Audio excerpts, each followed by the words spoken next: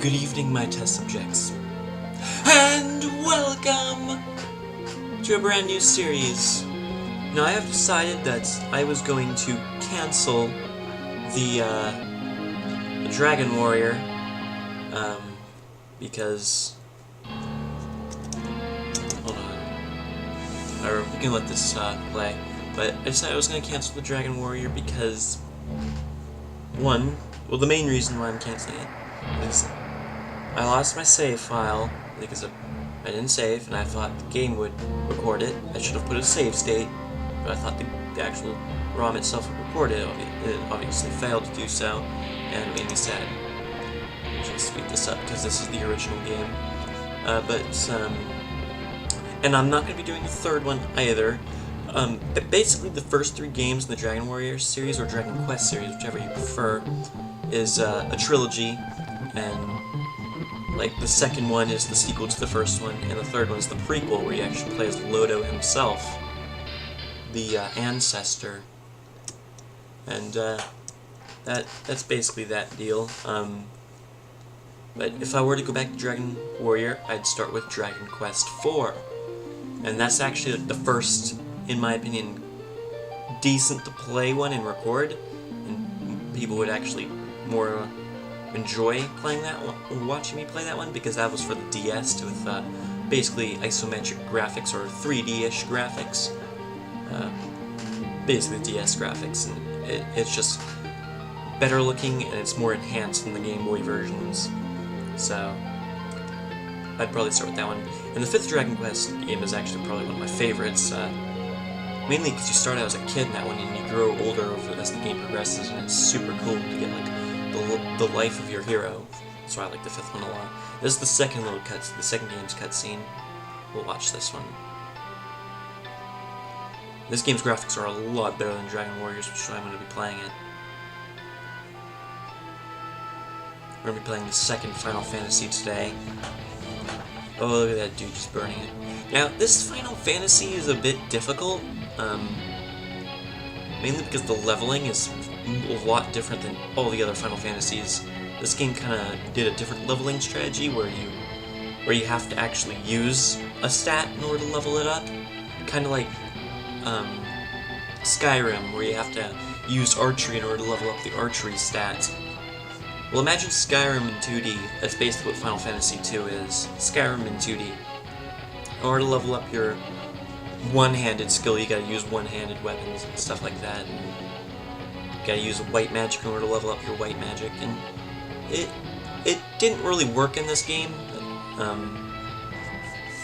It really didn't. Left with no choice, the rebels withdrew to the remote town of Altair. And you'll see why it doesn't really work with this game in a minute, but overall, this game is alright. I don't think it's better than the first one, but the story is a lot better. They start improving the story a lot in this game. Actually, the story is fucking amazing in this game, from what I've played so far, which isn't a whole lot, because I kind of get mad. Whenever I first played, I was like, okay, yeah, I'm just gonna play the third one. Actually, no, because I skipped the third one. The fourth one had a fucking amazing-ass fucking storyline. But yeah, let's just play this. Enough with introductions. Canceling Dragon Quest II, blah blah blah. We're gonna play Final Fantasy II, finally.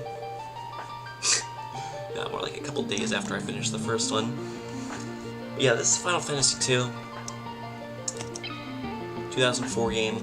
New game.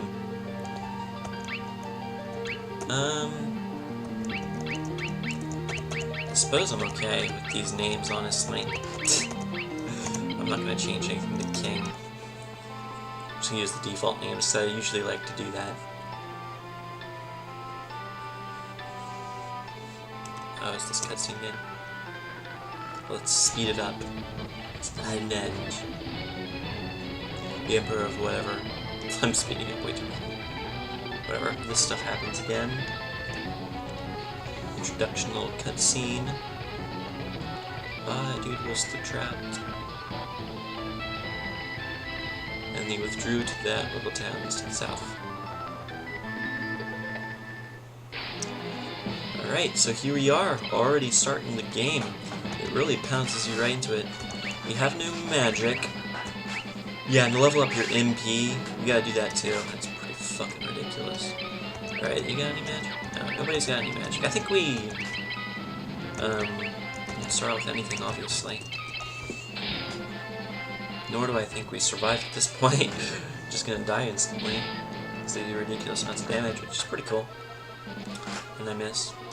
The one chance I get to attack. Ugh. Party was defeated. What an amazing start, right?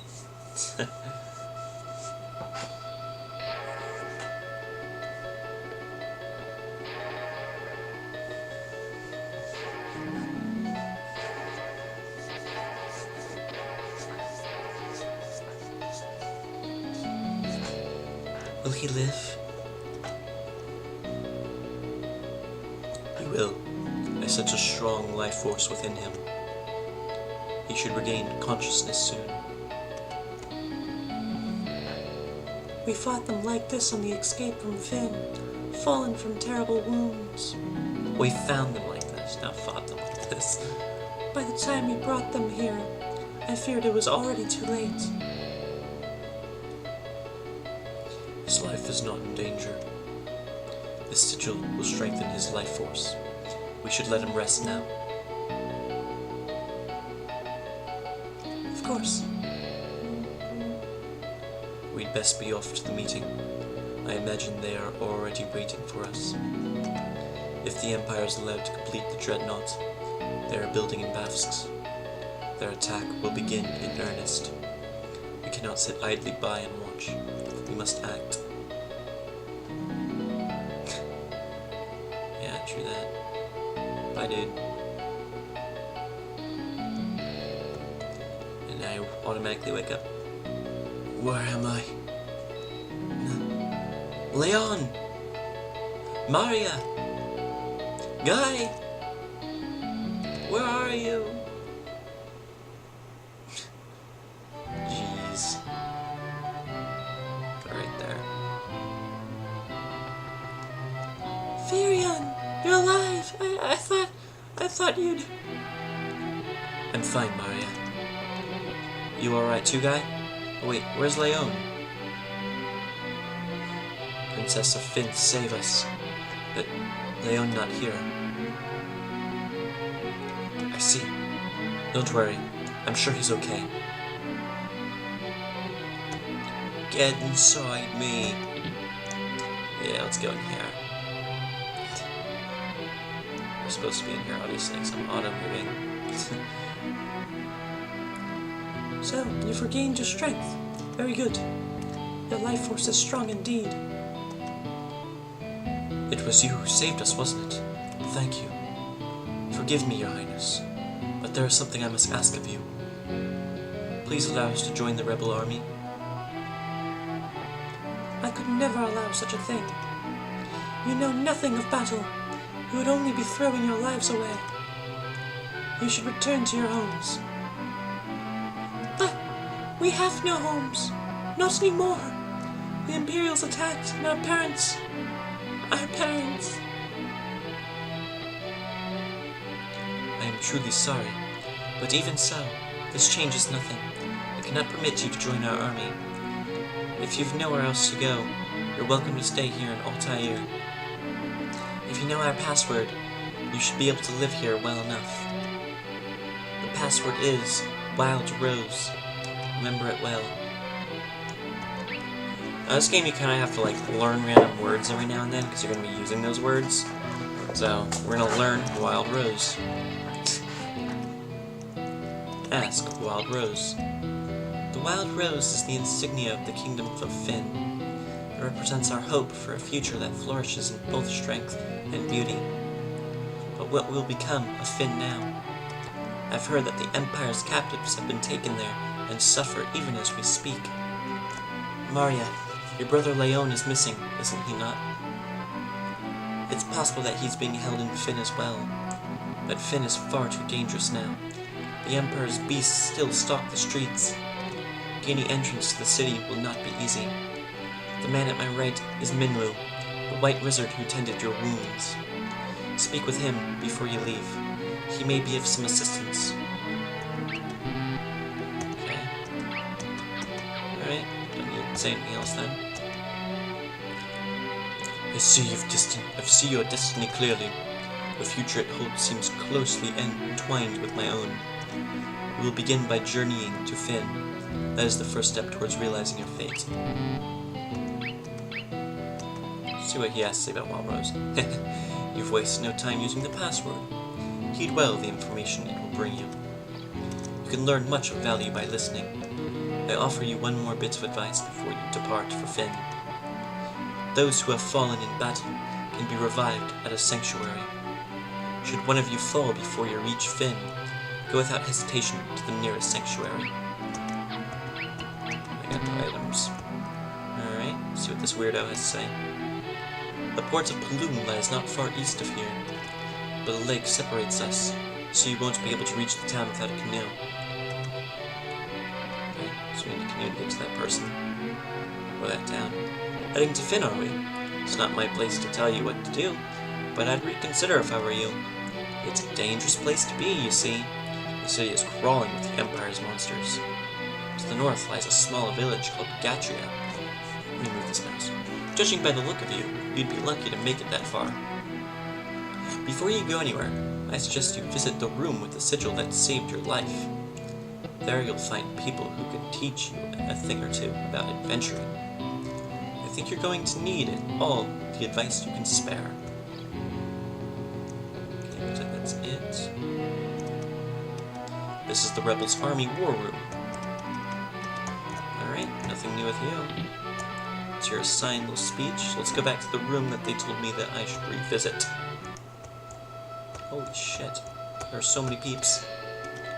What would you say to a little lesson on skills levels, eh? Skill levels can be divided into two broad categories, weapon skill levels and magic skill levels. But wait, there's more. Weapon skill levels are divided by weapon types such as swords and axes. Similarly, magic skill levels are divided by spells. Spells like Cure and Fire each have their own skill level. Attacking with a given type of weapon improves the corresponding weapon skill. As your skill levels rise, your attack and accuracy with those types of weapons will likewise improve. Casting a given spell improves corresponding magic skill. Spells becoming more powerful and effective as their skill levels rise. So yeah, that was what I was talking about, like, it's divided into like categories like Skyrim. Would you like to learn about armor? Yes! There are 4 types of armor: shields, helms, body armor, and gauntlets. Shields are equipped in the same fashion as one-handed weapons, in either the right hand or the left. Since wearing a shield only requires one hand, you can also equip any one-handed weapon along with it. Should you so choose, you can equip 2 shields, one in each hand. This makes it impossible to attack, however. Helms are equipped on the head, gauntlets on the hands and forearms, and body armor, of course, on the body. Provided you can afford it, you should always keep your party protected. Alright, you should always keep your party protected with good armor. Gotta pause there for a minute. I don't suppose I could interest you in a lesson on magic. Sure. There are 2 schools of magic, black magic and white magic. White magic specializes in healing and support spells. Now I kind of need to learn this myself because I was a bit confused whenever I first played this. I'm like, okay, it's like, what the fuck? How do I level up certain things? Like, I didn't know how to level up my magic bar and stuff like that. I only knew how to level up the actual spells and shit. Get comfortable. White magic specializes in healing and support spells. For example, Cure restores lost HP, and Life revives characters who've been KO'd. Black magic, on the other hand, specializes in offensive spells. Blizzard deals ice damage, Thunder deals lightning damage, and so on. Characters can learn both black and white magic spells in any combination they choose. However, a character can only learn a maximum of 16 spells. You can use the discard command to remove any spell a character has already learned. Discarding spells can be learned again, but their spells are set to level 1. So discard spells with caution. Okay. Formation command. I probably will. Use the formation command to assign characters to either the front or rear row of your party's battle formation. Characters in the front row can attack using any type of weapon. Characters in the rear can only attack using bows or magic. However, they are also safe from direct attacks. Assign each character to the row that best suits his or her abilities. Would you allow me to teach you about key terms? Sure. In the course of a conversation with someone, a particular important word may come up. When this happens, 3 commands will appear: ask, learn, and items. Select learn to commit the key term to memory. You can then use ask to ask people about any key terms you've learned. Keep in mind that only certain words can be learned in this way. To show someone an item from your inventory, select items.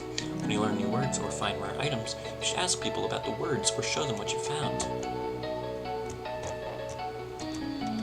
Would you care to hear about the information displayed in the status screen? I don't even know anything about that. Should I teach you a thing or two about weapons? Sure.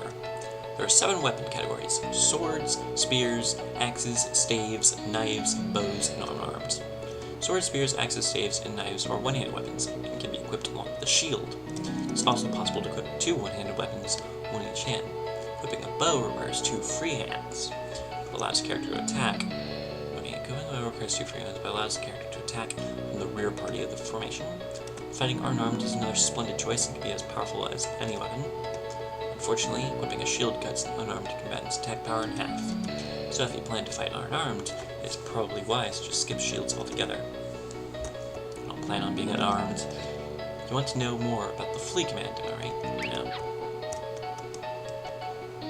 Treasure chests. Actually, yeah. Just in case. Treasure chests can contain things like items available, many treasure, sold rare items. If you're lucky enough to come across such items, hold on to them. Okay.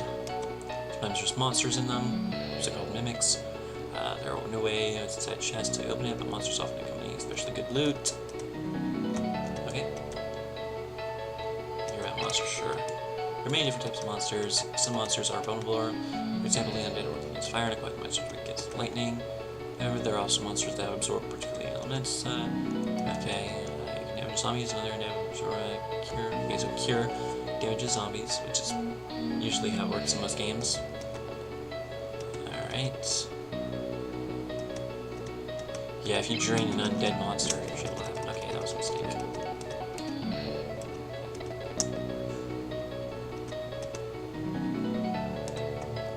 Alright, so we're good. Let's just move on.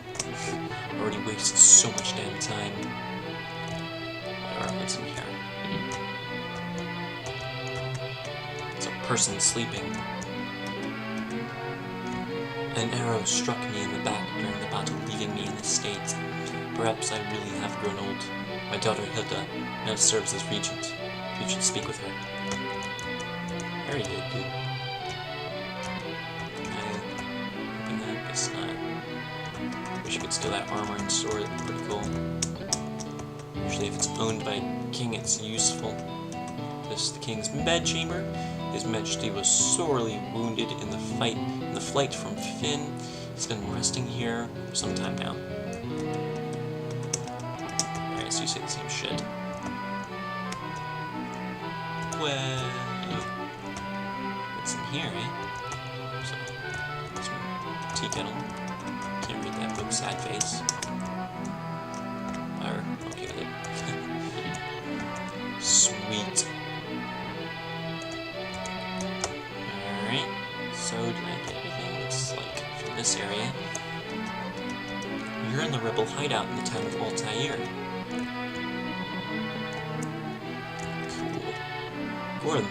Gordon, the Prince of Kashuan, is hiding out here in Altair. Don't know what happened, but something has made him lose faith in himself. I see a treasure chest. We got a potion. Awesome. Princess Hilda fled here when Finn was sacked. She's doing a remarkable job of leading the rebel army while His Majesty recovers. If he's paralyzed, he ain't gonna be recovering. Not in this time age. Alright, so we've done all the exploring we can do. I'm Paul, the greatest thief in all the world. I've yet to invent the loot I can't burgle or steal. The imperial coffers have kept my purse fat with gil lately. No key items. I never steal from rebels, you can be sure of that. My home was in Finto. I can't even go home now. The Empire's occupied the city. Cool story, dude. So there's the inn.